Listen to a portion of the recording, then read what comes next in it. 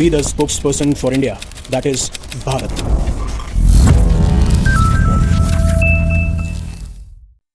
अब रिसेंटली एक वीडियो बहुत ज़्यादा वायरल हो रहा है। पहले ये वीडियो टिकटॉक पे पब्लिश किया गया, देन उसके बाद में ये इंस्टाग्राम पे वायरल होता है और अब एक्स पे भी काफ़ी सारे लोग इसके ऊपर रिएक्ट कर रहे हैं। और सवाल ये है कि क्या यूएस सोल्जर्स ने सच में जो ईरान में इन सोल्जर्स को डिप्लॉय करने का प्लान है, या फिर ये कहें कि बूट्स ऑन द ग्राउंड की जो बातें की जा रही हैं उस प्लान को रिवील कर दिया गया है? क्या वो प्लान लीक हो चुका है? क्योंकि इस वीडियो के वायरल होने के बाद में ये सारे सवाल खड़े किए जा रहे हैं, जहां पे इवन आर्टिकल्स पब्लिश किए जा रहे हैं, US troops leaking secrets about Iran war. और ये एक अमेरिकन डांसर का वीडियो है जो कि सैन डिएगो बेस्ड है, जिनका नाम है चार्म डेज। और पहले इन्होंने टिकटॉक पे ये वीडियो पब्लिश किया एंड देन उसके बाद में ये वीडियो अलग अलग प्लेटफॉर्म्स पे पब्लिश किया जाता है। लोग रिएक्ट कर रहे हैं अलग अलग तरीके से। आप देख सकते हैं बहुत सारे आर्टिकल्स इसके ऊपर पब्लिश किए गए हैं। एक बार के लिए मैं आपको वो वीडियो दिखाना चाहूंगा एंड देन हम डिस्कस करते हैं कि क्या है इस वीडियो की रियलिटी और आने वाले टाइम पे हम क्या एक्सपेक्ट कर सकते हैं। Have a look at this video. So I work at a strip club next to like several military bases, and something I have noticed lately is all the military guys are coming in and they're spending all of their money, and they're just like, it's sad, like they're like kind of depressed, and they're like just coming in like, oh yeah, we're gonna have fun, like we're getting, what is it called, deployed, like we're getting deployed next week, or like this is happening. I don't know. I don't want to spread misinformation or anything, but it's just like a lot of them are really kind, and to see these like young guys that look like my pinky toe, like they look like fetuses coming in and then dancing with them and then being like bye, and then it's actually like making me emotional. Like, अब आपने ये video देख लिया होगा। ये video San Diego based एक American dancer और stripper है चार्म डेज। उन्होंने पहले टिकटॉक पे वीडियो डाला था।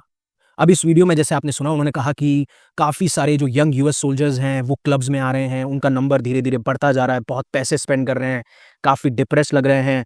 और उन्होंने इस वीडियो में कहा कि जब हम उनसे बात कर रहे थे या जब वो यंग सोल्जर्स ओपन अप हो रहे थे तो उन्हें कहा हमें नेक्स्ट वीक डिप्लॉय हो रहे हैं। अब ये समझ में नहीं आया कि क्या इन सोल्जर्स को मिडल ईस्ट के जो बेसेस हैं या जो मिडल ईस्ट में हम देख रहे हैं अभी धीरे धीरे पैरा ट्रूपर्स पहुंच रहे हैं, मरीन यूनिट्स पहुंच रहे हैं एंड बहुत सारे और सोल्जर्स पहुंच रहे हैं जिनका नंबर बढ़ता ही जा रहा है, तो सिर्फ वहां तक की बात है, सिर्फ डिप्लॉयमेंट की बात है, या फिर हम नेक्स्ट वीक देख सकते हैं कि बूट्स ऑन द ग्राउंड हमें ईरान की धरती पर देखने को मिले? अब समझिए मेरी बात कि जब ये अमेरिकन स्ट्रिपर और डांसर इस इंफॉर्मेशन के बारे में बात कर रही थी तो उन्होंने कहा कि ये सोल्जर्स काफ़ी यंग थे और उन्हें देख के इमोशनल फील हो रहा था, और क्योंकि वो जाने वाले थे और डिप्लॉय होने वाले थे तो उससे पहले वो इंजॉयमेंट करने की कोशिश कर रहे थे। लेकिन एक चीज़ आप समझिए मेरी बात, जो मैं आपको समझाना चाहता हूँ। बात यहाँ पे ये है ना कि एक पैटर्न नोटिस आने में आता है। अब वो पैटर्न क्या है? देखिए, जैसे ही ये वीडियो वायरल हुआ तो लोग इसी पैटर्न को या इसी कंसेप्ट को कनेक्ट करने लग गए थे थ्योरी से। आपने पेंटागन पिज़्ज़ा थ्योरी ज़रूर सुनी होगी। अगर नहीं सुनी है तो मैं उसके बारे में बता देता हूँ आपको कि जब भी पेंटागन के अंदर लेट नाइट काम बढ़ जाता है या फिर जब भी कोई बड़ा मिलिट्री ऑपरेशन प्लान करना हो या कोई बहुत बड़ा इवेंट होने वाला है फ्यूचर के अंदर, तो पिज़्ज़ा के जो ऑर्डर्स हैं उनका नंबर भी इंक्रीज हो जाता है और लोग अज्यूम कर रहे होते हैं कि कोई बड़ा मिलिट्री एक्शन हमें देखने को मिल सकता है। तो अब खास बात यह है कि जहां से वीडियो वायरल हुआ और ये जो अमेरिकन स्ट्रिपर और डांसर है, ये सैन डिएगो से ये वीडियो वायरल किया जाता है। और सैन डिएगो अपने आप में ही एक इंपॉर्टेंट मिलिट्री एरिया है यूनाइटेड स्टेट्स के अंदर। यहाँ पे बहुत सारे मेजर बेसेस हैं। नेवल बेस है सैन डिएगो में, नेवल बेस कोरोनाडो में भी हैं, काफ़ी सारे मिलिट्री कैंप्स भी हैं। और इसी वजह से काफ़ी बार आपको सैन डिएगो के आसपास ये एंटरटेनमेंट प्लेसेस या स्ट्रिप क्लब्स इसी लोकेशन के आसपास दिखेंगे।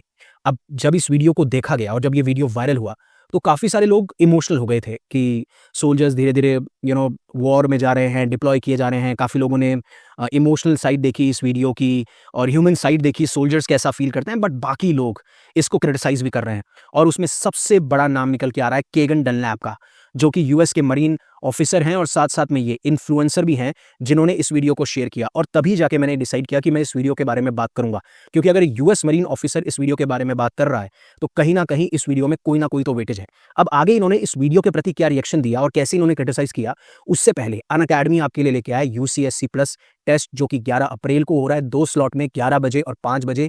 500 एस्पिरेंट्स के लिए अमेजन गिफ्ट वाउचर्स हैं और 8 लाख तक के रिवॉर्ड है।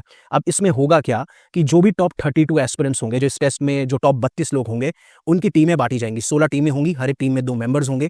उनको बुलाया जाएगा, ट्रैवल और स्टे हमारे ऊपर होगा। 16 टीम्स होंगी और पहले ये 2 टीम्स के लिए रखा जा रहा था, अब 4 प्लेयर्स रखे जाएंगे इसके अंदर। And then they will compete for cash rewards, यानी पहली विनर टीम को 5 लाख रुपए, दूसरे को 2 लाख रुपए, तीसरी और चौथी टीम को 50,000 मिलेंगे। अब आप देख सकते हो कैगन डनलप ने अपने एक्स का जो अकाउंट हैंडल है वहां पे भी ये पोस्ट किया और साफ साफ ये कहा कि इसमें सबसे बड़ी बात ये है कि इन्होंने फोर्सेस के जितने भी सोल्जर्स ने कहा कि जितने भी ये अडल्ट एंटरटेनर्स हैं, ठीक है, आप उनको मत बताइए कि आप कहाँ डिप्लॉय हो रहे हो। मैं आपको दोबारा से रिमाइंड करना चाहता हूँ, ना आप अपने बार्बर को बताइए कि आप कहाँ डिप्लॉय हो रहे हो, ना आप अपने अडल्ट एंटरटेनर को बताइए कि कहाँ डिप्लॉय किए जा रहे हो, कब जा रहे हो, कौन सी डेट को जा रहे हो, कौन से लोकेशन पे जा रहे हो, because they don't know any better. ये लोग क्या करेंगे, ये टिकटॉक पे एक वीडियो बना देंगे। अब उसमें कितनी सच्चाई है, कितनी सच्चाई नहीं है, वो पता नहीं है। डिप्लॉयमेंट कहाँ हो रहा है, मिडिल ईस्ट बेसिस पे हो रहा है या फिर ग्राउंड ट्रूप्स हो रहे हैं, कोई भी इसमें क्लैरिटी नहीं है। और हालांकि तो चार्म डेज ने भी इस वीडियो के अंदर बोला कि मैं मिस इन्फॉर्मेशन नहीं फैलाना चाहती, but somewhere down the line ये चीज़ें बहुत सीक्रेटिव होती हैं, ऐसा नहीं होना चाहिए। ये कहना था कैविन डनलैप का। अब देखिए, जिन लोगों को ये लग रहा है कि सर आप अमेरिकन डांसर और स्ट्रिपर की क्यों बात कर रहे हो, बिकॉज ये रियलिटी है यूनाइटेड स्टेट्स की। आपको समझना पड़ेगा कि हर एक सोसाइटी, हर एक नेशन अलग तरीके से फंक्शन करता है। और अगर आपको अमेरिकन स्ट्रिपर्स के बारे में नहीं पता तो यूजुअली ये डांसर्स होते हैं जो क्लब्स या जो एंटरटेनमेंट प्लेसेस होते हैं वहाँ पे परफॉर्म करते हैं और थोड़ा सा इनका जो डांस करने का तरीका होता है सेक्सुअली सजेस्टिव होता है। अब सिंपल एक्सप्लेनेशन यही है कि इनका मेन गोल होता है एंटरटेन करना, पैसा कमाना और एडल्ट एंटरटेनमेंट इंडस्ट्री है उसका ये हिस्सा माना जाते हैं। अब आपका अगला सवाल ये होगा कि सर क्या ये लीगल है? ऑब्वियस सी बात है, लीगल है तभी ये बात की जा रही है, क्योंकि यूनाइटेड स्टेट्स के लॉज और जहाँ पे भी जिस भी स्टेट में ये क्लब्स होते हैं या जहाँ पे भी इवेंट्स हो रहे होते हैं, ये सारे लीगल होते हैं। और ऐसा नहीं है कि सिर्फ वुमन ही स्ट्रिपर होती हैं, डांसर होती हैं, इवन मेन भी जो हैं वो स्ट्रिपर होते हैं। अब ये एक प्रोफेशन है, जॉब है। अब हर एक सोसाइटी में अलग अलग तरीके से चीज़ों को देखा जाता है। आपका क्या पॉइंट ऑफ व्यू है आप बता सकते हैं, what you feel about it, कैसा आपको लगता है, क्योंकि इट्स योर पर्सनल ओपिनियन और मैं उसके बारे में कुछ भी नहीं बोलूँगा। लेकिन उसी के साथ में एक वीडियो और वायरल हो रहा है और वो वीडियो वायरल हो रहा है डोनाल्ड ट्रंप की स्पीच का। अराउंड 19 मिनट की उन्होंने स्पीच दी है, 5 की टेकअवेज निकल के आए हैं और वही घिसी-पटी बातें। मतलब ऐसा लगता है कि एक टेप रिकॉर्डर है और उसमें डोनाल्ड ट्रंप की आवाज़ फिक्स कर रखी है, उनकी आवाज़ आ रही है और बार-बार लूप में चल रहा है। अब इन्होंने कहा कि यूएस जो है बहुत क्लोज़ है अपने गोल्स को अचीव करने में।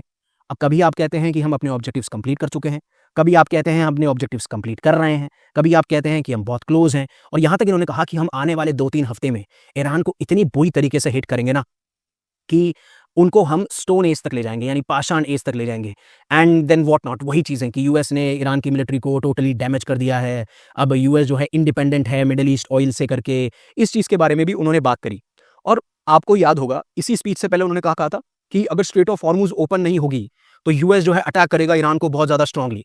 अब एक वीडियो देखिए, उन्होंने साफ साफ स्ट्रेट ऑफ हॉर्मुज के लेके क्या कहा है। एंड देन हम बात करते हैं कि ये जो वीडियो है या ये जो इनकी सोच है स्ट्रेट ऑफ हॉर्मुज को लेके, ये क्यों आई होगी। Have a look at this video. So to those countries that can't get fuel, many of which refuse to get involved in the decapitation of Iran, we had to do it ourselves. I have a suggestion. Number one, buy oil from the United States of America. We have plenty. We have so much. And number two, build up some delayed courage. Should have done it before. Should have done it with us, as we asked. Go to the strait and just take it. Protect it. Use it for yourselves. Iran has been essentially decimated. The hard part is done, so it should be easy. And in any event, when this conflict is over, the strait will open up naturally. It'll just open up naturally. They're going to want to be able to sell oil because that's all they have to try and rebuild. It will. इन्होंने इस video में साफ साफ clear कर दिया कि क्या क्या कंडीशंस होंगी कि हम स्ट्रेट ऑफ हॉर्मुज पे डिपेंड नहीं करते और हमें ऑयल के लिए यहाँ पे डिपेंड होने की ज़रूरत नहीं है। अगर आपको लगता है तो आप यूएस या वेनेजुएलन ऑयल खरीद सकते हैं या फिर आप सारे एक साथ ग्रुप बना के जो भी आपका रेस्क्यू ग्रुप है वो जाके स्ट्रेट ऑफ हॉर्मुज को रीओपन करा सकता है। अब कभी आप स्ट्रेट ऑफ हॉर्मुज को रीओपन करने की ईरान को धमकी देते हैं, कई बार बोलते हैं हमारा इंटरेस्ट ही नहीं है। देखिए सच्चाई ये है कि ये वीडियो वायरल होता है, मैं एक वीडियो दिखाता हूँ, वो वीडियो वायरल होता है और उसके बाद में शायद डोनाल्ड ट्रंप को अच्छा नहीं लगा और बोला कि नहीं मैं स्ट्रेट ऑफ हॉर्मुज पे बात नहीं करूंगा, मेरी बहुत बेइज्जती हो रही है। Have a look at this video as well. President Donald Trump. Hey Trump, we opened the Hormuz Strait. Bibi, they opened the Hormuz Strait. Has been Hormuz Strait. Hey Trump, I'm kidding. April Fools. What? April Fools? Bibi, he is kidding. April Fools. Get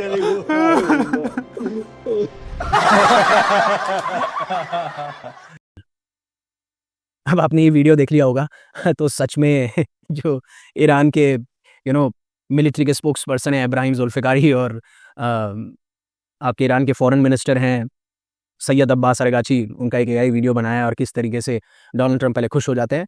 so happy April fool day guys. हाँ, मुझे पता है कल था और कल मेरे एक वीडियो में भी बहुत ज़्यादा पता नहीं टेक्निकल ग्लिच आ गया था, तो काफ़ी लोग मुझे अलग-अलग तरीके से कमेंट्स कर रहे थे, किन्हीं को मज़ा आ रहा था उस आवाज़ को सुनने में। कई लोग बोल रहे थे कि कोई प्रॉब्लम है क्या, आपकी वॉइस क्यों चेंज हो चुकी है? वो पता नहीं एडिटिंग करते टाइम थोड़ा टेक्निकल ग्लिच आ गया था, तो sorry for that as well. But बात सिर्फ ये नहीं है, बात देखिए तो ये रियलिटी है कि जब ये बोलते हैं कि हमें ऑयल की ज़रूरत नहीं है, जो स्टेट ऑफ हॉर्मुज़ से पास होता है, और बिल्कुल सच बात है, मतलब बहुत ही कम ऑयल जो है वो गल्फ स्टेट से यूनाइटेड स्टेट्स इंपोर्ट करता है।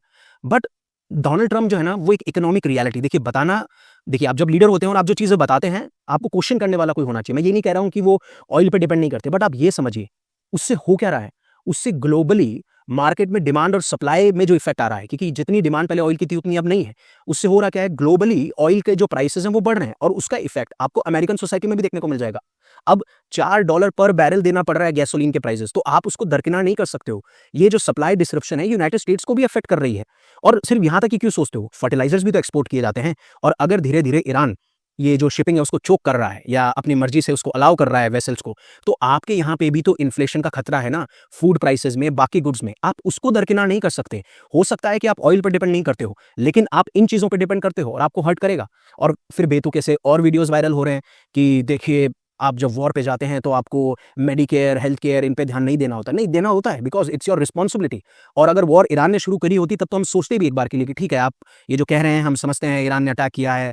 अब वैसे तो उस दिन इन्होंने क्या नाम है, जापान की पीएम के साहब ने तो बोल दिया था कि आपको भी हमें बताना चाहिए था जब आपने पर्ल ऑफ हार्बर पे अटैक किया, तो वैसे आपको भी ईरान को बताना चाहिए था कि हम आपके ऊपर अटैक करने वाले हैं, या फिर आपको अलाइज को बताना चाहिए था, अपनी मास्टर्स को बताना चाहिए था, कुछ तो करना चाहिए था। आपने बोला कि we will do the action, we will do that action, और सिंपल सी बात है। अब उन्होंने अटैक किया नहीं, आपने अटैक किया, आपने अमेरिका को उस सिचुएशन में डाला। अब किस वजह से डाला वो आप ज़्यादा बेहतरीन तरीके से जानते हैं, लेकिन आप सिचुएशन में डालते हैं तो सवाल आपसे ही पूछे जाएंगे, और ये कॉमन सेंस की बात है। बट जब ये सवाल पूछा जाता है ना लोगों से कि क्यों अटैक किया, मतलब व्हाई अमेरिका अटैक्ड ईरान, अब कई बार रिजीम चेंज की बात करते हैं, कई बार बैलिस्टिक मिसाइल की बात करते हैं, लेकिन अभी जो मार्को रूबियो का एक वीडियो बहुत ज़्यादा वायरल हो रहा है जहाँ पे ये कहा गया कि हमारा वो लास्ट बेस्ट चांस था, अगर हम ऐसा अटैक नहीं करते तो ईरान एक न्यूक्लियर वेपन स्टेट बन जाता, उसके पास में न्यूक्लियर वेपन आ जाते। एक बार के लिए मैं आपको वो वीडियो दिखाना चाहूँगा एंड देन थोड़ा सा अपन उस पर बात करते हैं कि क्या रियलिटी है इसके ऊपर और क्या सोच जो मार्को रूबियो रखते हैं वो कितनी हद तक सही है। Have a look at this video as well. Many Americans are asking, why did the United States have to attack Iran now? Well, let me explain. Iran wants to have nuclear weapons. Of that, there is zero doubt. If what they truly wanted, which is what they claim, is nuclear energy, well, they could have nuclear energy like all the other countries in the world have it. And that is you import the fuel and you build reactors above ground. That's not what Iran has done. They build their reactors and their facilities deep in mountains, away from the public glare. And they want to enrich that material. The same equipment that they could use to enrich material for energy, they could use to quickly enrich it to weapons grade. So it is clear that they've been offered every opportunity to have a nuclear program that allows them to have energy, not weapons. And every single time they have turned it down. But why the attack now? Well, what was Iran trying to do? Iran was trying to build a conventional shield, in essence, have so many missiles, have so many drones that no one could attack them, and they were well on their way. We were on the verge of an Iran that had so many missiles and so many drones that no one could do anything about their nuclear weapons program in the future. That was an intolerable risk. Under no circumstances can a country run by radical Shia clerics with an apocalyptic vision of the future ever possess nuclear weapons. And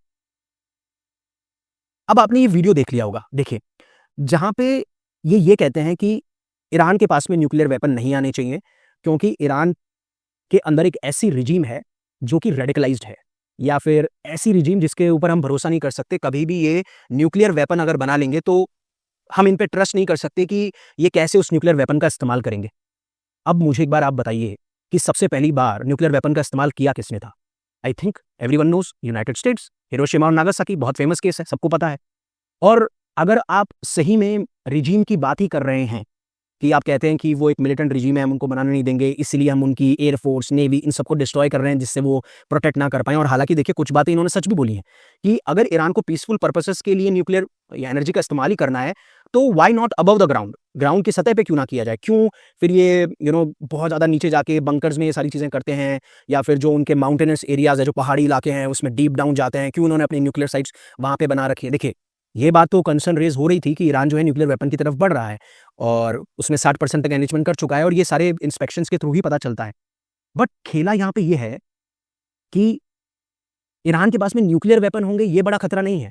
बात यह है कि उस पूरे reason के अंदर अभी अगर आप देखेंगे तो सिर्फ इजराइल के पास में न्यूक्लियर वेपन्स है। अब हालांकि ऑफिशियली किसी ने डिक्लेयर नहीं कर रखा है, बट सबको पता है कि इजराइल के पास में न्यूक्लियर वेपन्स है।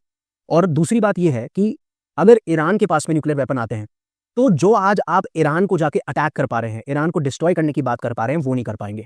और दूसरी और तीसरी बात यह है कि अगर ईरान के पास में न्यूक्लियर वेपन आ जाते हैं तो फिर परमानेंटली एक ऐसा ऑर्डर आ जाएगा पूरे मिडिल ईस्ट के अंदर कि इजराइल के पास में न्यूक्लियर वेपन है, ईरान के पास में न्यूक्लियर वेपन है, बाकी कंट्रीज के पास में नहीं है। न्यूक्लियर आर्म्स रेस बड़ी हो जाएगी। सऊदी अरेबिया फिर पाकिस्तान से न्यूक्लियर वेपन की डिमांड करेगा, जिस तरीके से उनका आपस में डिफेंस म्यूचुअल एग्रीमेंट हो ही रखा है। और काफी बार ये भी कहा जाता है, रिपोर्ट्स ये भी कहती हैं कि सऊदी अरेबिया ने फंड किया था पाकिस्तान के न्यूक्लियर वेपन को। तो जैसे ईरान के पास में न्यूक्लियर वेपन आएंगे, और इवन सऊदी अरेबिया के जो प्रिंस है मोहम्मद बिन सलमान, उन्होंने साफ साफ कह रखा है कि जैसे ही अगर मान लीजिए हमें पता चलता है कि ईरान के पास में न्यूक्लियर वेपन है, उन्होंने डेवलप कर लिए हैं, तो हम 1 महीने के अंदर डेवलप कर लेंगे। यानी उनके पाकिस्तान के साथ में अच्छे कॉन्टैक्ट हैं, जैसे फंडिंग हो या defence agreement and what not. और ये चीज कोई भी नहीं चाहेगा, ना यूएस चाहेगा ना इजराइल चाहेगा कि उनकी डोमिनेंस खत्म हो। तो यहाँ पे खेला इस चीज का नहीं है कि ईरान के पास में न्यूक्लियर वेपन आ जाएंगे, या खेला इस बात का भी नहीं है कि हमें ईरान को खत्म करना है, रिजीम चेंज करनी है। खेला सारा का सारा ये है कि इस पूरे रीजन के अंदर डोमिनेंस होनी चाहिए यूएस और इजराइल की, यही खेला। और अब अगर आप मुझसे पूछेंगे कि सर नैतिकता की बात कहाँ है, मोरालिटी की बात कहाँ है, जस्टिस कहाँ गया, देखिए अगर आप पावर की बात करेंगे ना, तो आज के टाइम पे या फिर जब भी आप जियोपॉलिटिक्स की बात करें, इंटरनेशनल रिलेशंस की बात करें, या फिर आप अपने रियल लाइफ में बात करें, तो एक चीज साफ साफ है, वो ये चीज साफ है कि पावर मैटर्स द मोस्ट। आप अजय डोवाल साहब का वीडियो जाके देख सकते हैं कि जब भी आप मॉरली या फिर आप नैतिकता या जस्टिस में फंसे रहते हैं तो आप पावर लेना भूल जाते हैं। और अगर आपके पास पावर नहीं होगी तो आपको लोग पपेट की तरह इस्तेमाल करेंगे, या फिर जो वो चाहेंगे वो वैसा कर पाएंगे। और ये चीज़ पास्ट में भी देखी गई है, हिस्ट्री में भी देखी गई है, आज भी देखी जा रही है। तो ठीक है, आप जस्टिस की बात करते हैं, मोरालिटी की बात करते हैं, दैट्स इट। बट आप रियल लाइफ में भी जानते हैं कि कितना पावर रियल में एग्जिस्ट करती है। वही पावर हेल्प करती है अपनी अथॉरिटी दिखाने में, इन्फ्लुएंस दिखाने में। आज यूनाइटेड स्टेट्स जो कर पा रहा है वो इसलिए कर पा रहा है कि वो पावरफुल है। उसे नहीं फर्क पड़ता कि वो नैतिकता वाले रास्ते पे जा रहा है या मोरालिटी वाले रास्ते पे जा रहा है, जस्टिस वाले रास्ते पे जा रहा है। I know these are great principles, but sometimes in geopolitics, in international relations, in real life, कई बार ये प्रिंसिपल्स आपको पीछे रखने पड़ते हैं। आपका क्या ओपिनियन है प्लीज आप जरूर बताइएगा, because you need to have that influence और that matters the most. But हाँ, इसका मतलब ये नहीं है कि आप आधी पिक्चर बताएं और आधी पिक्चर ना बताएं। So that's it from my side. What do you think about it, please let me know in the comment section. और वैसे ही अनअकैडमी आपके लिए वन स्टॉप सोल्यूशन है यूपीएससी प्रीलिम्स के लिए। आप इस क्यूआर कोड को स्कैन कर सकते हैं, कंप्लीटली फ्री है, एंड इवन डिस्क्रिप्शन में आपको लिंक भी मिल जाएगा, वहां से भी ये पीडीएफ डाउनलोड कर सकते हैं। So thank you very much for giving me your precious asset, that is your time. Stay safe, stay happy, take care. जय हिंद, जय Bharat, and always remember one thing, live in such a way that universe will be proud of you.